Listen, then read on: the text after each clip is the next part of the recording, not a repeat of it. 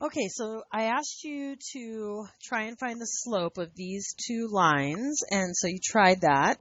And so now let's go ahead and remember our slope formula.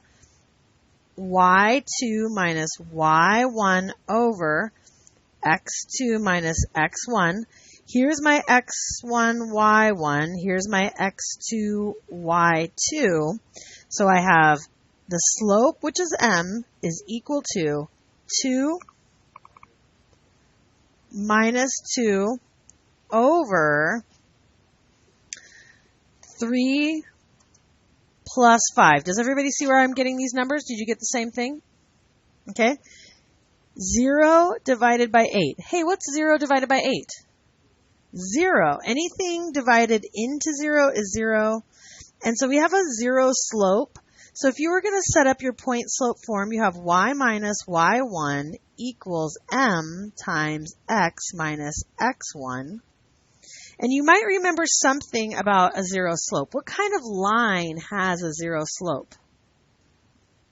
Remember my cross-country skiing example?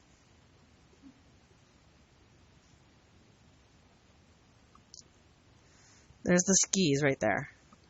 Okay? But we can also plug in these numbers. So let's just choose one point. It doesn't have to be this point. It could be this point. It could be either one, right?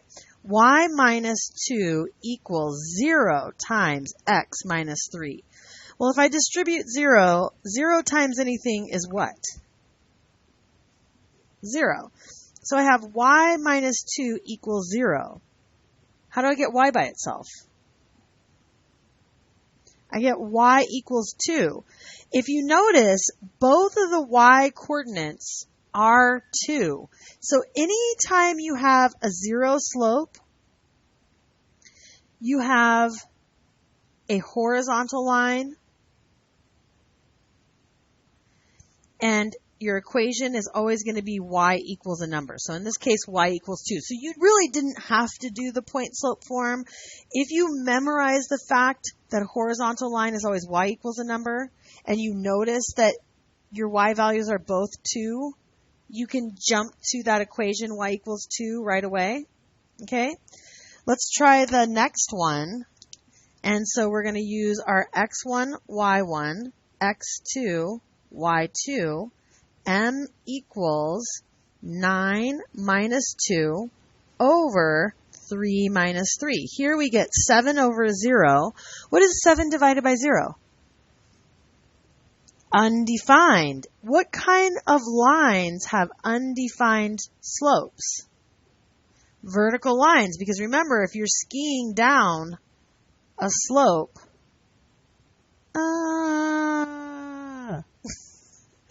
that's skiing off the cliff. You will become undefined yourself. Now you notice, what do you notice if you look at the 2 points? Look at the 2 points and see, what do they have in common? Both of the x values are both 3. What kind of lines, what's the equation for a vertical line? X equals 3. X equals a number. You wouldn't even use the point slope form for this because you can't put in a number that is undefined. That's the whole point of the number undefined. That is not even actually a number. We're saying I can't divide by 0, so it is undefined, which means there is no number. Okay? Now let's talk about parallel lines. Parallel lines always have the same slope, and this is a little bit dark to read, but it says 2 non-vertical lines are parallel. Oh wait, no. 2 non-vertical lines are parallel if they have the same slope and different y-intercepts. So we're saying that the slope of one, that's why we have m1, is equal to the slope of the other, m2. Write an equation for a line with the y-intercept of 0, 3 that is parallel to the line y equals 8x plus 5. So what do I need to get out of that equation in order to write the new equation? I need to know the slope. What's the slope of this line? M equals 8. Here's our y-intercept. Here's our slope. So what's the equation?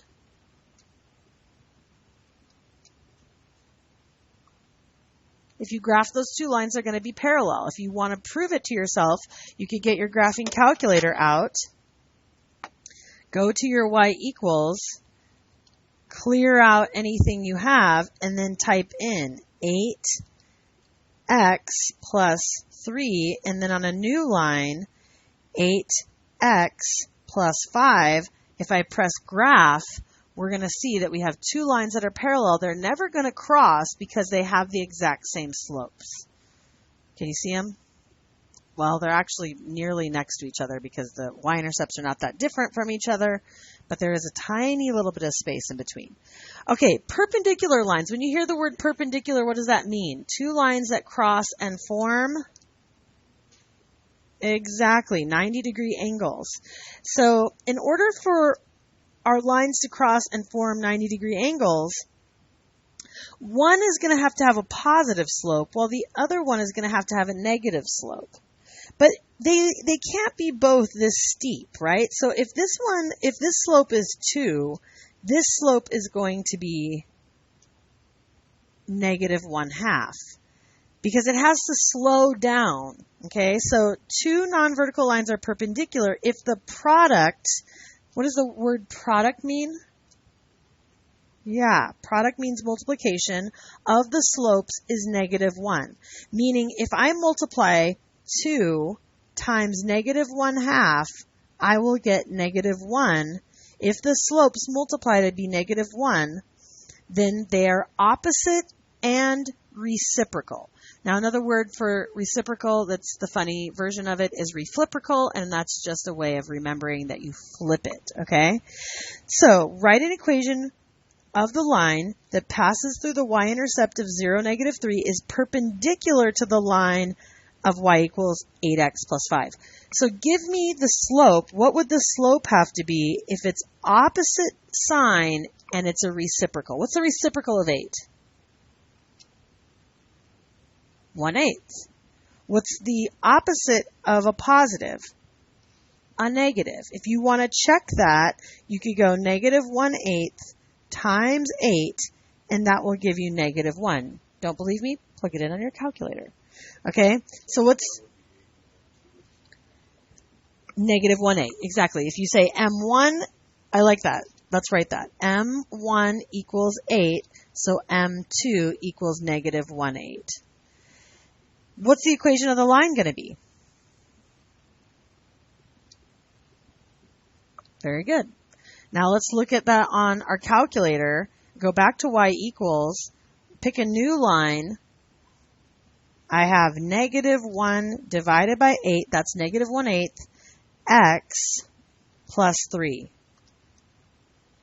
You see how, I mean, it's not going to show up as exactly perpendicular on your screen because this is a rectangular screen instead of a square screen, but it is perpendicular because the slope of 8 is going up very steep, and then the slope of negative 1/8, the line is actually going down from left to right, and it's slowed down to 1/8 in order to cross it at a perpendicular. If you actually go zoom square instead of standard, it will actually give you a square screen and it will look more perpendicular. Zoom square. It just means that they squared up the screen as opposed to most of the screens are rectangular. Is that making sense about the perpendicular lines? Okay. Any questions on that? Let's just do a tiny bit more practice with thinking about slopes and perpendicular. So if I say M1 is equal to 2/5, what's M2 going to be? This is just some more examples. What would be the opposite and the reciprocal of that? What would it be? Negative 5/2. You see that? We just take the fraction and flip it.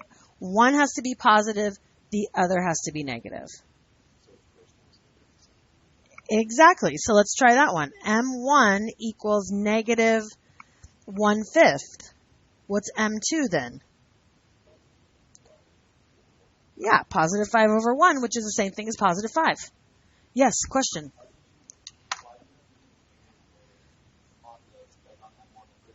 Yes.